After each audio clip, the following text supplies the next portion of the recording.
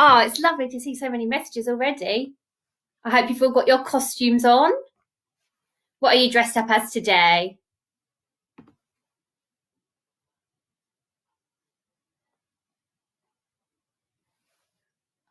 Oh, hi Lexi and rabbits. Hi Jessica and squirrels. Hello Justin and owls. Hi Kyle. Loads of people watching today. That's fantastic. Okay, can you give me a thumbs up if you're ready for our story today?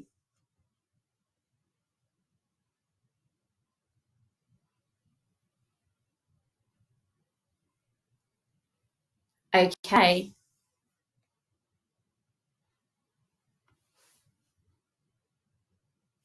Brilliant. Okay. So today you helped me pick the story. Our story today is Beware of the Storybook Rules. Can I see some people who may have read this story before? If you've read this story before, can you put yes in the comments?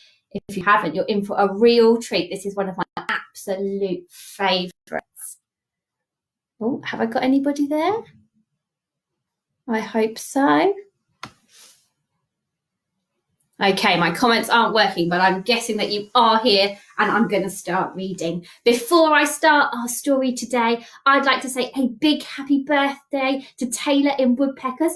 It was her birthday yesterday on the 20th of April, and that's the same day as my birthday as well, so that's very exciting. So happy birthday to Taylor. We've got 3 more Pashley birthdays this week, and on Thursday, Mr. McInnes is doing some bird watching and bird feeder making.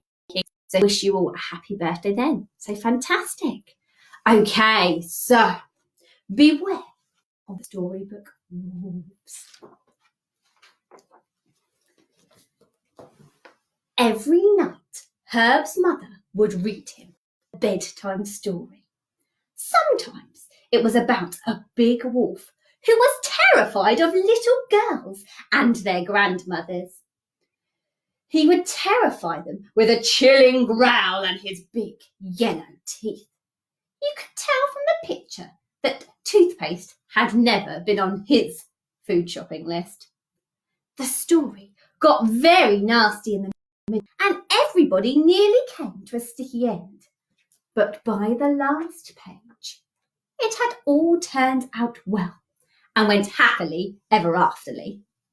It was one of Herb's favourite stories. He particularly liked the back cover that had a picture of a smaller wolf with a patch over his eye and the words, "For a real thrill, try reading the story of the little fierce wolf and 3 pink piglets. It will scare your socks off." Whenever his mother finished this time story, Herb would say, "Don't forget to take the book with you." And his mother would ask, "Why?"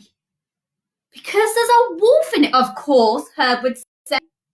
Herb's mother would smile to herself because she knew that the storybook wolves were not at all dangerous.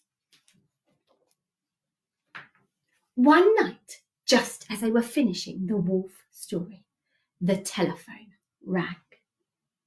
In a hurry, Herb's mother forgot all about taking the book with her.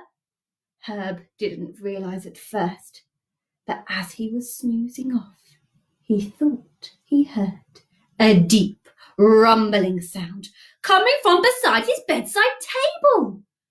It was like the rumbling of a very hungry tummy. Or perhaps even 2 very hungry, rumbling tummies. Then he began to smell a not very nice smell. A sort of bad breath type of smell. Herb got a funny feeling that 2, or maybe even 3 eyes were watching him. Unwisely, he switched on the light. Who do you think might be there? And there, standing in front of him, was the big storybook wolf. And next to him was the smaller wolf with the patch over one eye. Herb recognised him as the back cover wolf. The big wolf said in a low, greedy voice. "I thought I could smell something tasty. I'm going to gobble you up, little boy." And he started to lick his chops. "Ooh, can I have his little pink toes? They look just like piglets," said the little wolf. And he tried to lick his chops, but he wasn't very good at it. And he ended up dribbling on the carpet instead. Ooh. I wouldn't eat me, just yet," stammered Herb desperately, trying to think of a plan to distract the wolves from wolfing him. "Why not?" said the big bad wolf, giving him a sideways stare. "Yes, why not?" said the little wolf, trying to give him a sideways stare. Because little boys are for pudding, and you have to start with starters, of course." "I didn't know that," said Big Wolf. "Really?" said Herb, feeling a little pleased with his own craftiness. "I thought everybody knew that." Oh, I knew that," said the little wolf. "No, you did not," cried the big bad wolf, who was slightly less fierce than before. "Yes, I certainly did," said the little wolf, puffing himself up. "Well, if you're so clever," cried the big bad wolf, "what's starters?"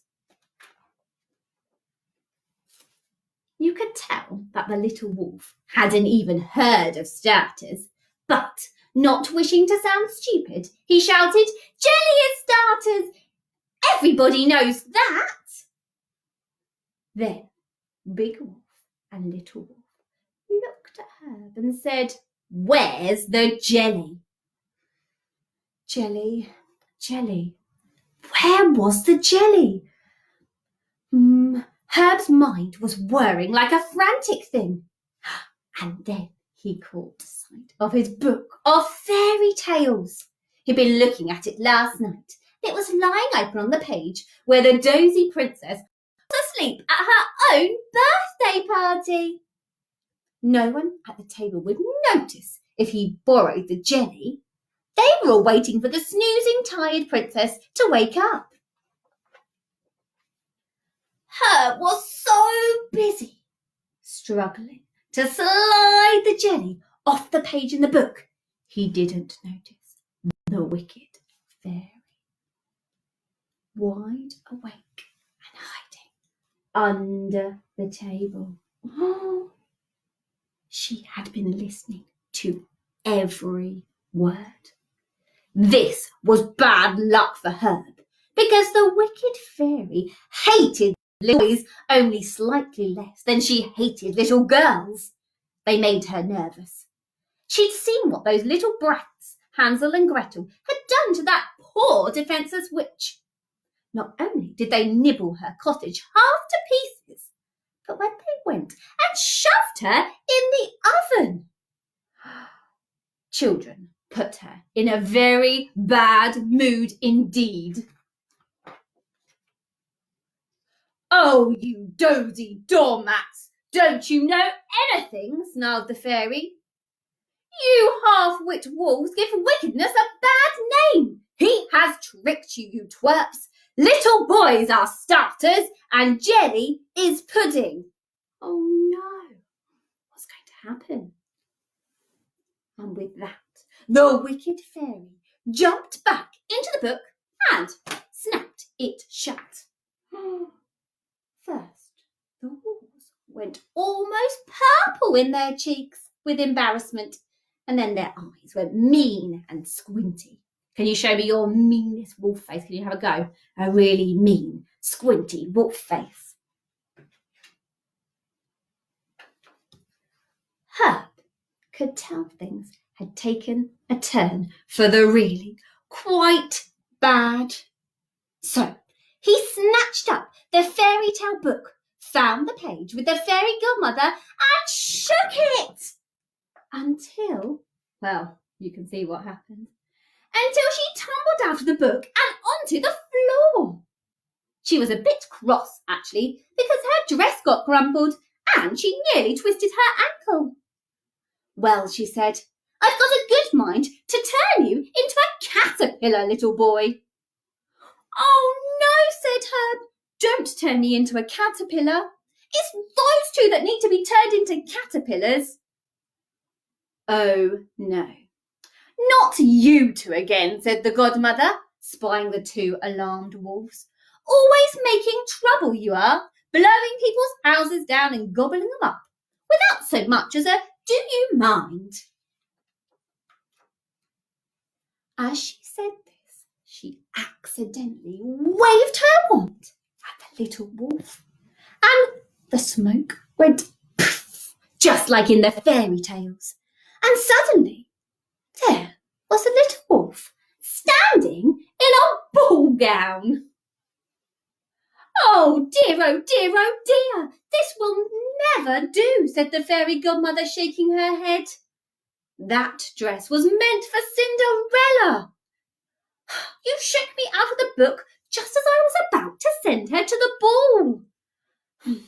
"Awfully nice dress, though. I have an eye for fashion, as you can probably tell, but not at all suitable for a wolf." Little Wolf took one look in the mirror and was so pleased with his new look that he jumped into the fairy tale book and he went to the ball himself. Poor Cinderella.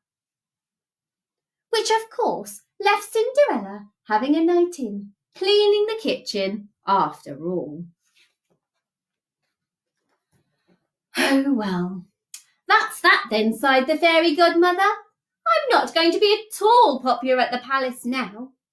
I don't know what the king and queen are going to say when a wolf turns up at the ball to dance with their son. I imagine they'll be very grumpy about it. I do hope he doesn't start snacking on all of the guests." And there they are, the prince and a wolf dancing at the ball.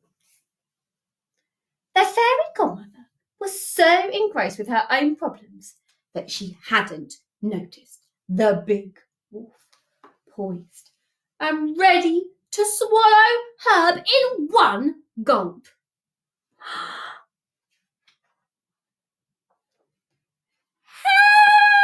"Help!" screeched Herb.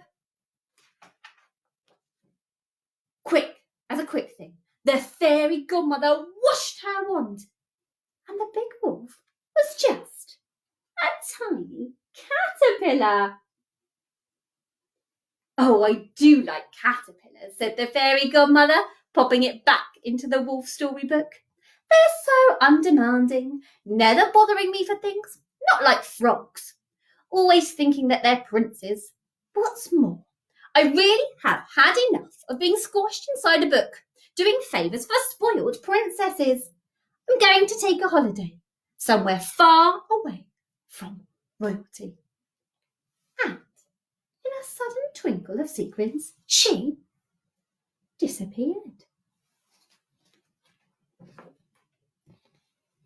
Before Herb got back into bed, he piled up all his books, and then he put the heaviest thing he could find right on the top of them, just in case anyone else was about to be tempted to get out of his story.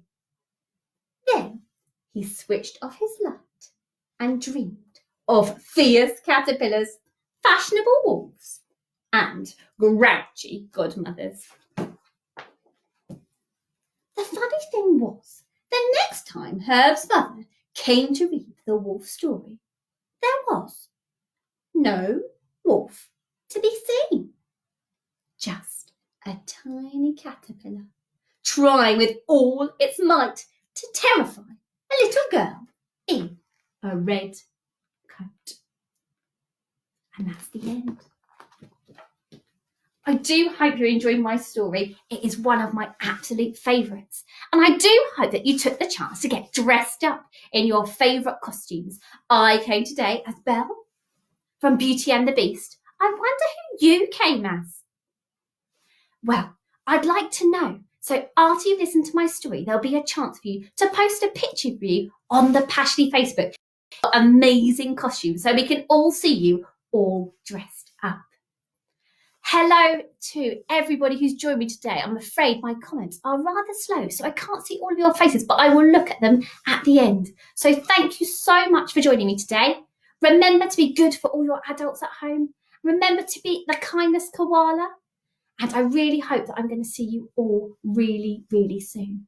Before I go, I'd like to remind you that on Thursday, Mr. McInnes is making bird feeders and teaching you all about birds. So please do join him at 11 o'clock to have a go. Take care, and I'll see you all soon. Bye.